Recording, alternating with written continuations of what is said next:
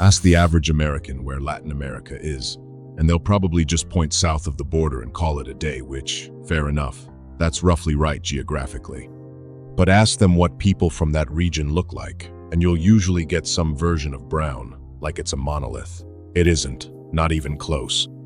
Latin America today has, by most measures, the most racially diverse populations on Earth by some estimates. No single racial group makes up more than 40% of the total. Not mestizo, not white, not indigenous, not black. 40% is roughly the ceiling by these estimates, and most countries don't even hit that with any one group. That statistic alone should be enough to complicate the uniform brown continent idea. But the myth persists because the history behind it is genuinely complicated, and most people never got the full version.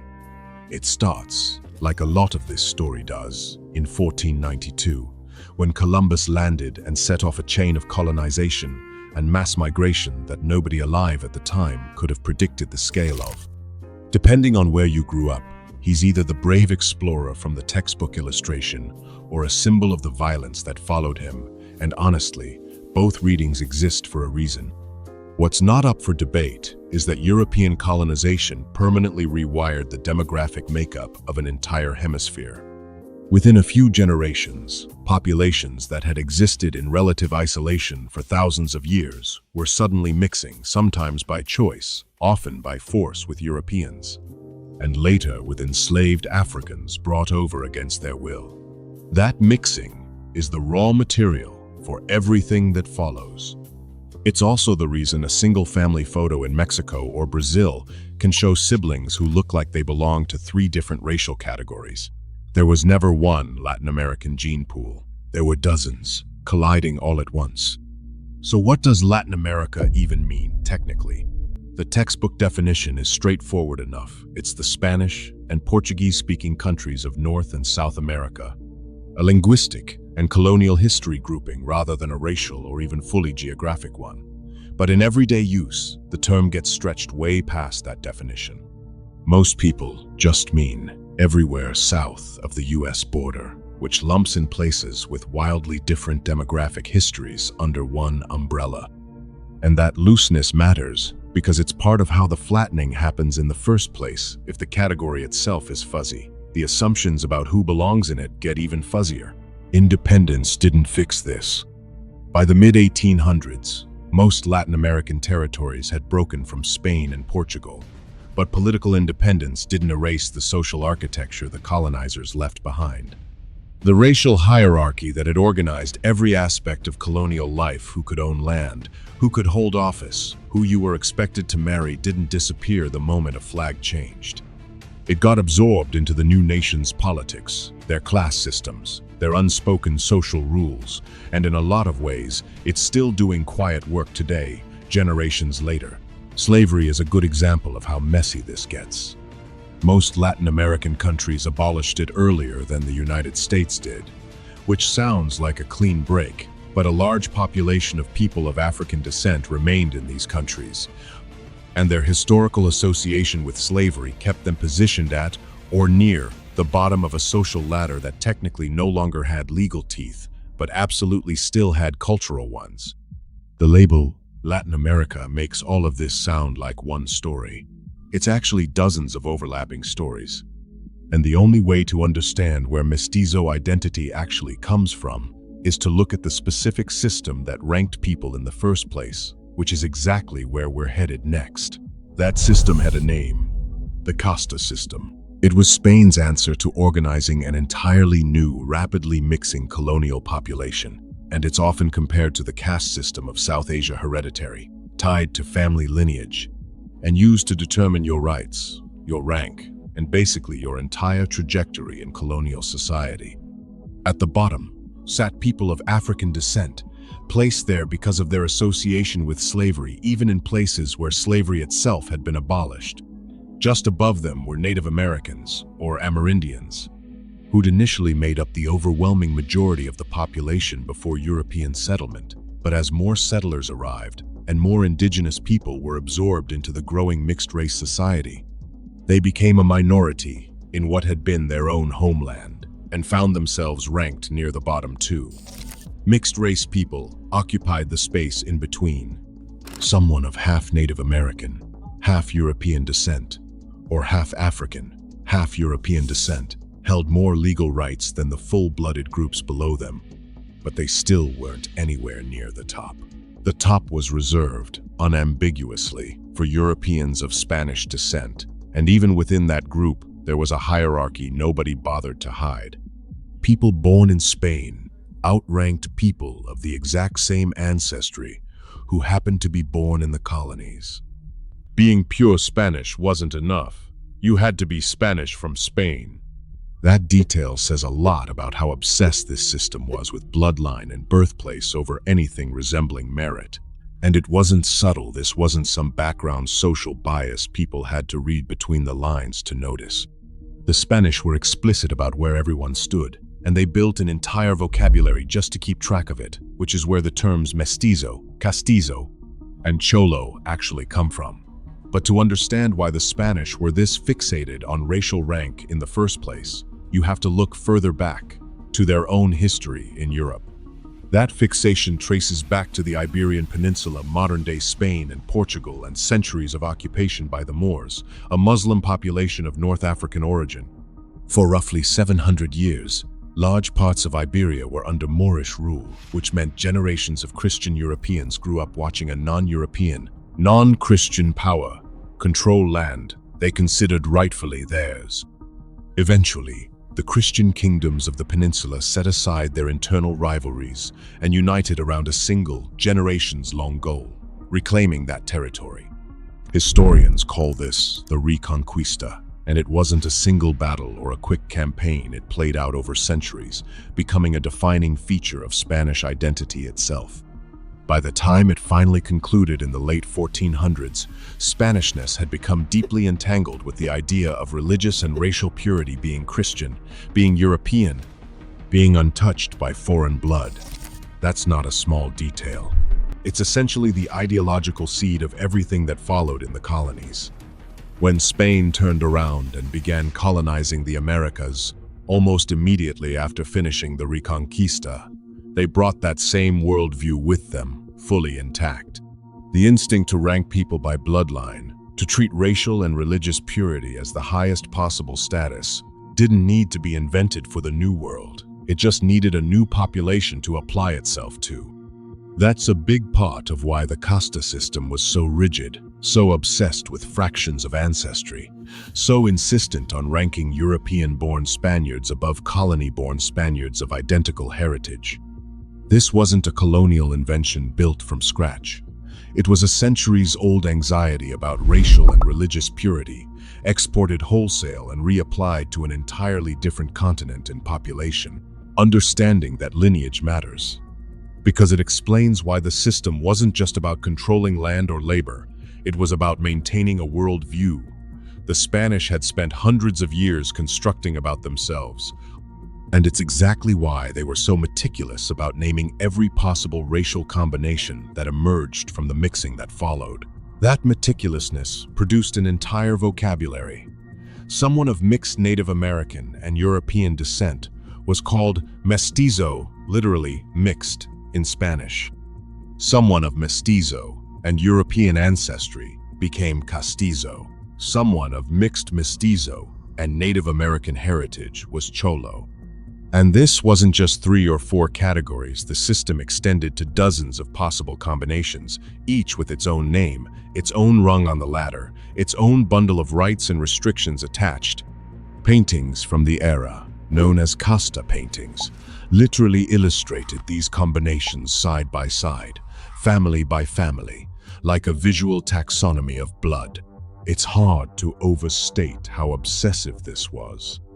This wasn't a loose set of social categories that emerged organically. It was a deliberately engineered classification system, built to keep track of exactly how much European ancestry someone carried, because that fraction determined nearly everything about their legal and social standing. And mestizo, out of all these terms, is the one that mattered most, because it became the demographic center of gravity for the entire region. Today, Mestizos make up the largest single population group across Spanish-speaking Latin America, outnumbering those who identify as purely European, purely indigenous, or purely African. But here's the thing worth sitting with before we go any further. The term was never neutral. It wasn't a scientific classification. It was a colonial ranking system, assigning worth based on proximity to European ancestry. And centuries later, people are still using a version of that same vocabulary to describe their own identity, often without knowing where it came from. That history is exactly why understanding what mestizo means in modern genetic terms matters so much. Because the number behind the label tells a very different story than the neat 50/50 split the term implies on paper. Quick note, before we go further, if you want to see how this connects to your own results, I put together a full 3-volume PDF bundle over at the OriginDNA website. It shows you how to read your raw data and find matches beyond what Ancestry or 23andMe tell you. Links in the description, but stay right here because what comes next is the part most people completely miss. On paper, mestizo means one thing: 50% European, 50% Native American. In practice, that clean split almost never holds up, and it usually doesn't tilt the direction people assume. Genetic studies out of Mexico have consistently found that mestizos carry more indigenous than European ancestry on average, with several large-scale analyses putting the split closer to 55 to 60% indigenous and 30 to 35% European, alongside a smaller African component. Individual results vary widely by region and family history, but the pattern holds across most of the studies. Mestizo identity leans more indigenous, genetically, than the half-and-half version of the term suggests. And it's not random variation. Researchers have found a real correlation between socioeconomic status and ancestry proportions. Mestizos of lower economic standing tend to carry a higher percentage of indigenous DNA on average, while wealthier mestizos tend to carry a higher percentage of European DNA. That's not a coincidence. And it's not just modern inequality showing up in the numbers. It's the Casta system's centuries-old logic still quietly playing out in genetic data today. Generations after the legal hierarchy itself was dismantled, the label survived, the ranking embedded inside it, never fully left.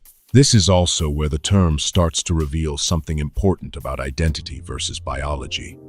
Mestizo isn't really a precise genetic category. It's a cultural and historical one that happens to correlate with certain ancestry patterns, not define them exactly.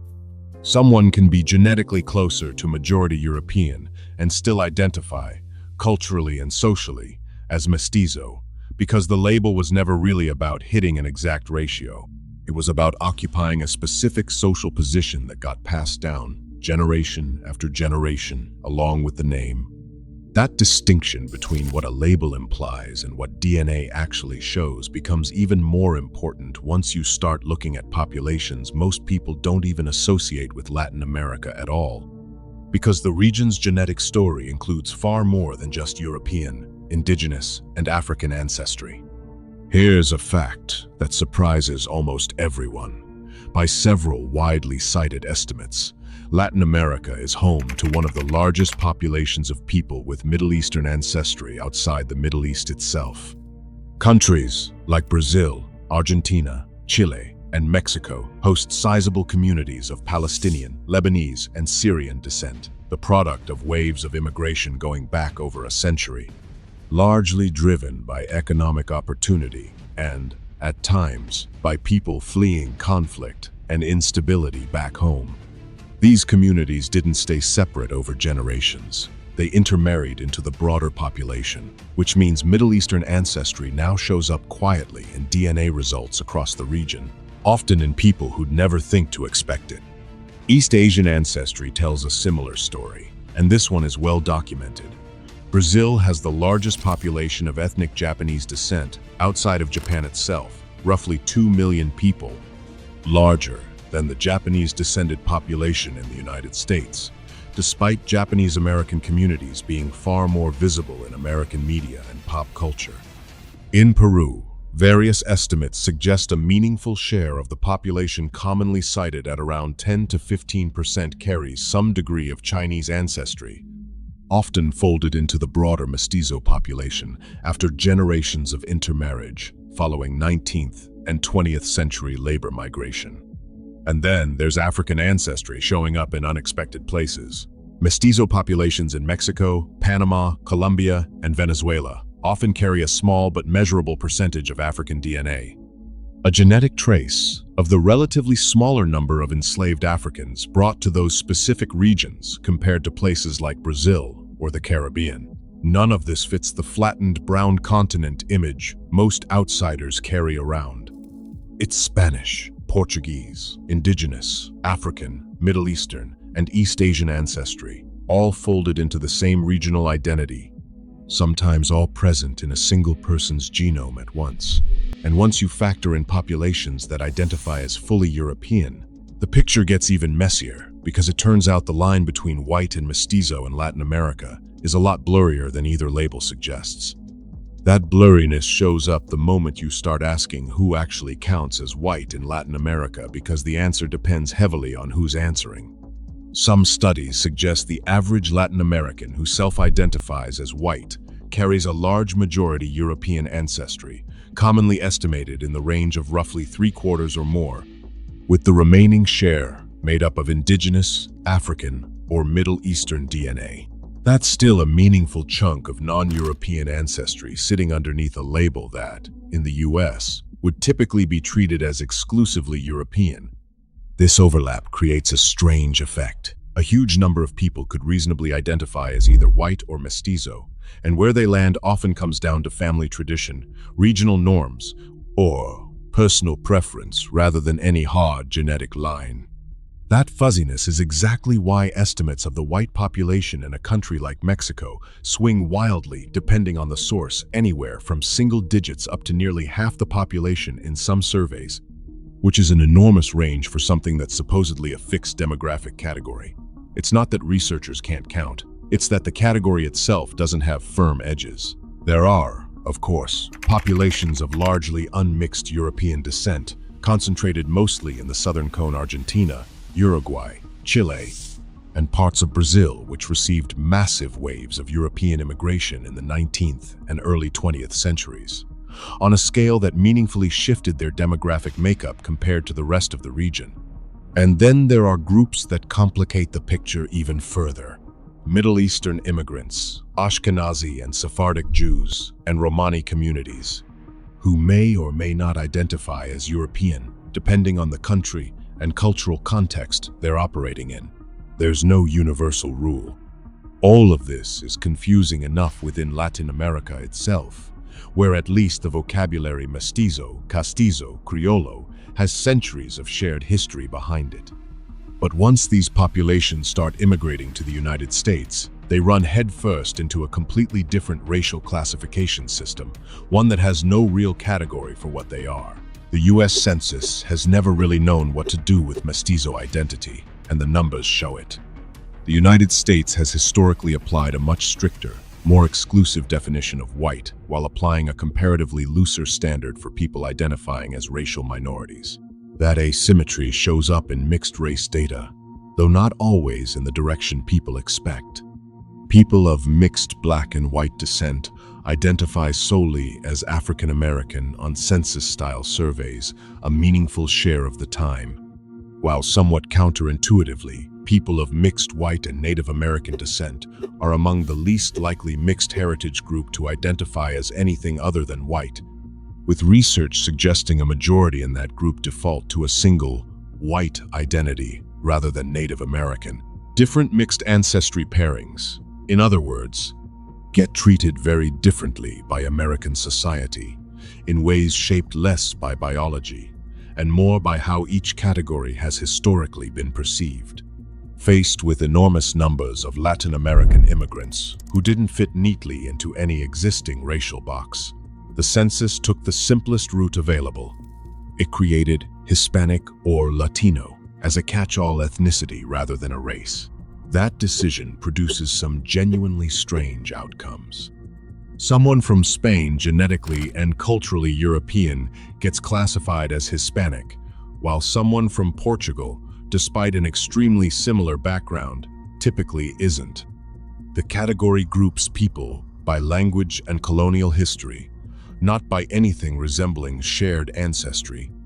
And critically, there's no Mestizo box anywhere on the form, despite Mestizo describing the majority ancestry pattern for Hispanics across their home countries. The census does offer a 2 or more races option for mixed ancestry individuals, which sounds like it should solve the problem, but it doesn't. Because most Latin American mestizos in the US don't think of themselves as multiracial at all. They think of themselves as one race, mestizo, a distinct identity rather than a checkbox split between two others. That's part of why only a small, single-digit share of Hispanics and Latinos in the US select 2 or more races. Most instead pick some other race, or use terms like moreno. Because mestizo either doesn't feel accurate to how they see themselves, or they've simply never encountered the word in an American context at all. That's really the core of it. Mestizo isn't a checkbox split between 2 other boxes. It's its own thing. And this isn't actually as unusual as it might sound. Look at modern Central Asia, where populations carry ancestry from East Asia, the Middle East, and Europe all at once, blended together over so many centuries that nobody there thinks of themselves as mixed race. They think of themselves as Central Asian, full stop, a single coherent identity built from multiple ancestral lines that fused together long enough ago to stop feeling like a combination at all. Mestizo identity works the same way. It's not 2 races awkwardly sharing space in one person. It's a distinct identity that emerged from centuries of mixing, stabilized into something coherent, and got passed down as its own category the way any ethnic identity eventually does. That's also exactly why the label mixed race feels wrong to most people who actually carry it. It implies something unresolved, something still splitting between 2 poles, when in reality, it's had 500 years to become its own thing entirely. The DNA underneath it tells a real, traceable story: European colonizers, indigenous nations, enslaved Africans, Middle Eastern and East Asian immigrants, all converging in one bloodline. But the identity built on top of that DNA is something new, something that doesn't map cleanly onto any single ancestral group. That's the piece that gets lost every time someone uses Mexican as shorthand for a race, or assumes Hispanic describes a single genetic population. It flattens 5 centuries of colonization, migration, forced displacement, and cultural fusion into a word that was never built to hold that much history. The real picture, the one written in DNA, not vocabulary, is far messier, far richer, and honestly far more interesting than any single label could ever capture. So no, Mexican isn't a race, neither is Hispanic, neither is Latino. What those words actually describe is one of the most genetically layered populations on the planet. Indigenous nations that thrived here for thousands of years. Spanish colonizers who built an entire hierarchy out of bloodline. Enslaved Africans whose ancestry still shows up in DNA results across the region. And waves of Middle Eastern and East Asian immigrants nobody expects when they picture Latin America. Mestizo identity sits at the center of all of it, not a mixed race split between 2 poles, but its own distinct identity, 5 centuries in the making. That's the part the shorthand always erases. Mexican as a race collapses all of that history into a single tidy label, and tidy is exactly what this story isn't. If there's one thing worth carrying away from all this, it's that a DNA test doesn't just tell you where your ancestors came from. It tells you how flimsy these broad ethnic labels really are. Once you look underneath them, the real story is written in the genome, not in the vocabulary we've inherited to describe it. Thanks for watching, and I'll see you in the next one. Thanks for watching. Before you head out, don't let your DNA profile just sit there collecting digital dust. Tap the link in the description to download your ebook and finally make sense of it all tonight.